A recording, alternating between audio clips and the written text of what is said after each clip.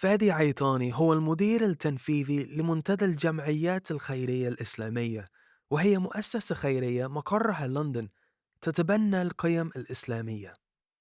عمل عيطاني في قطاع المؤسسات الخيرية لأكثر من 30 عاماً، وحصل على جائزة عمدة لندن المرموقة لخدماته لسكان العاصمة البريطانية.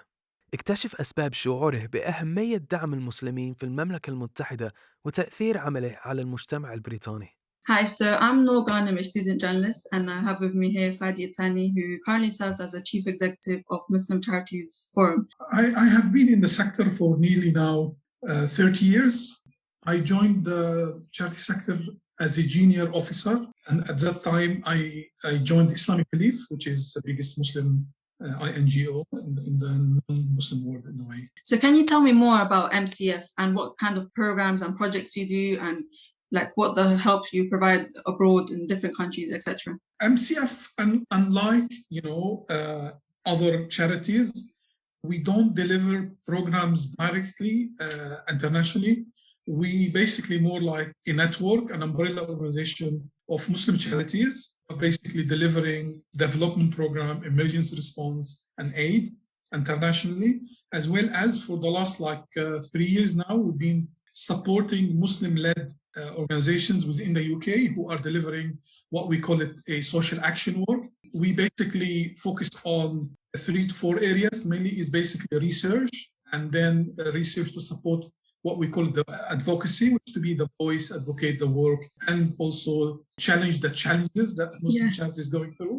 As a chief executive and leading MCF, do you guys face any challenges when it comes to helping or anything related? I think if you really want to be active and do the work, you're going to face challenges. You're saying, here I am, come on guys. Challenge.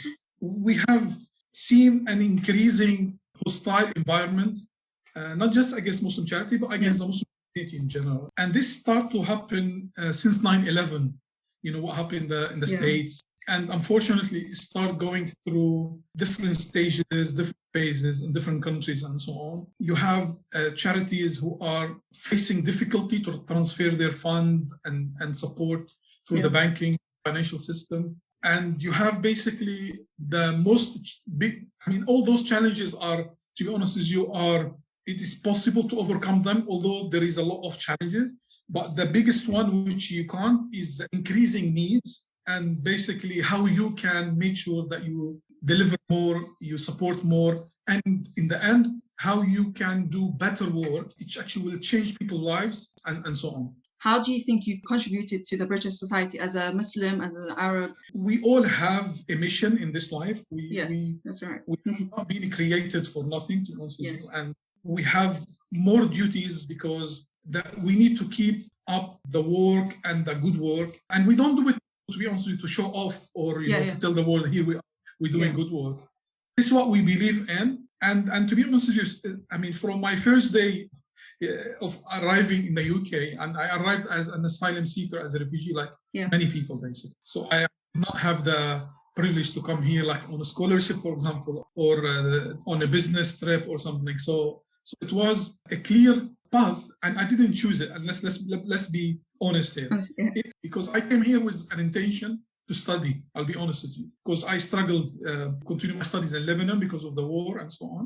I've seen how people struggle during the war as refugees, as internally displaced, people losing their homes, people losing their families, people. Wherever we are, we should really have a mission for our presence and make sure we. Let's put it this way: we're like a candle. So wherever you're at, it will give light. And there is a lot of good work. And be honest, there is a lot of good work by the Muslim community, the Arab communities in the UK. Where do you see the future of Muslim charities going in the next 3-5 years? What's your aim or goal as a charity?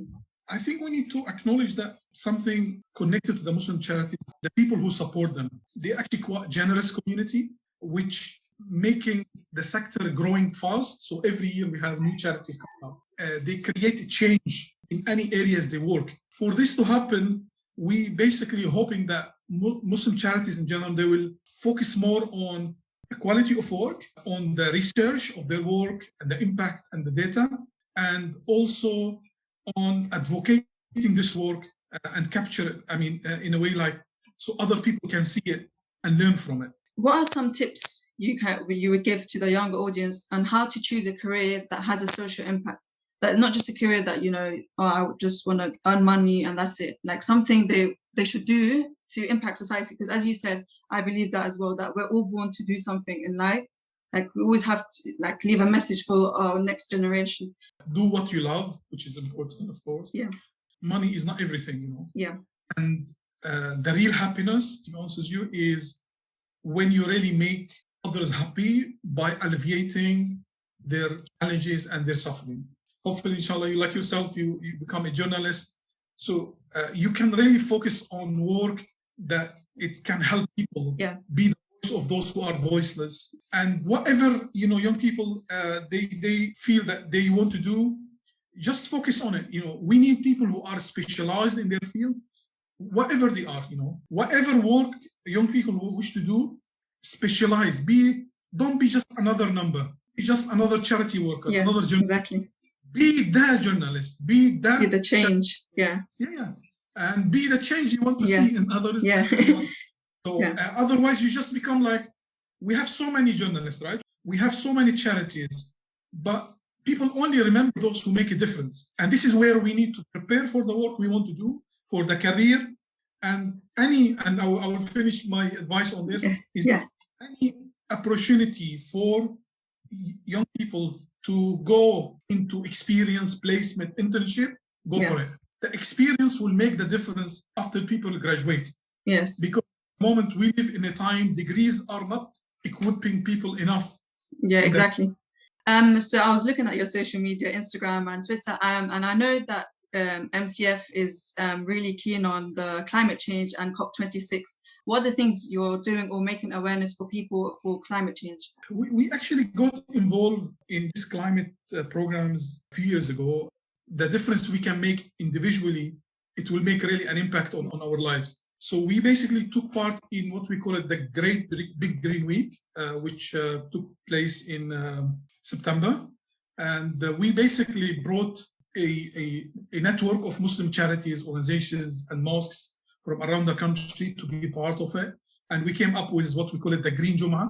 So one Friday was dedicated in the mosques to talk about the climate. And we did like a guidebook on this issue. And we produced an amazing short film by a female producer called The Sacred Trust, where we brought the Islamic teaching into the climate.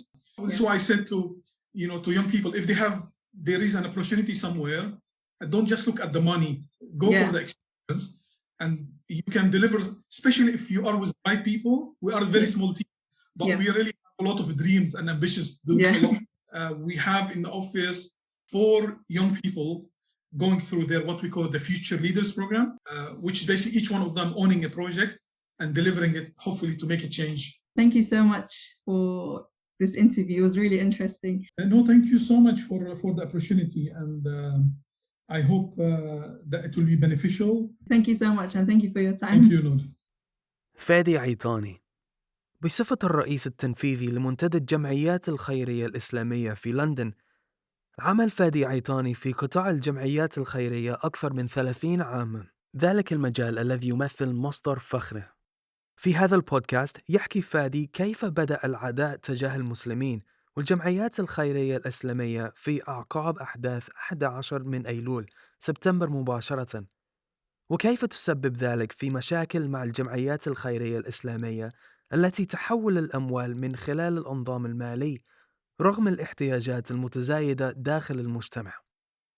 جاء فادي إلى المملكة المتحدة كطالب لجوء هرباً من الحرب الأهلية اللبنانية، وقد وضع نصب عينيه الدراسة والحصول على شهادة جامعية.